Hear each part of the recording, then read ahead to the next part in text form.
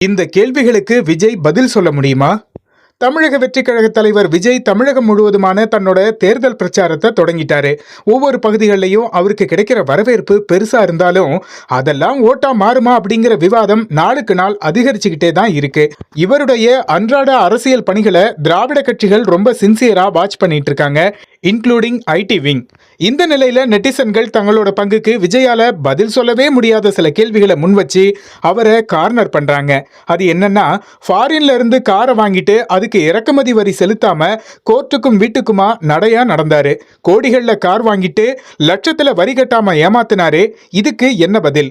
அதே மாதிரி இலங்கையில ஈழத்தமிழர்கள் படுகொலை செய்யப்பட்ட டைம்ல திரைத்துறை சார்பா நிதி திரட்டும் போது விஜய் வெறும் 500 தான் தந்தாரு. ஆனா மனோரமா ஆட்சி 20,000 சிம்பு 20 லட்சம் பணமும் கொடுத்தாங்களே. திருச்சியில நீங்க பேசும்போது பணம் என்ன பெரிய பணம்னு கேட்டீங்களே. இப்படி கேட்க உங்களுக்கு தகுதி இருக்கா? அதே மாதிரி தமிழின படுகொலையை எதிர்த்தும் ராஜபக்சேவை எதிர்த்தும் சினிமா கலைஞர்கள் 1-2 கையெழுத்து போட்ட போது நீங்க கையெழுத்து கூட போடலையே ஏன்னு அடுக்கடுக்கான கேள்விகளை முன்வைக்கிறாங்க நெட்டிசன்கள்.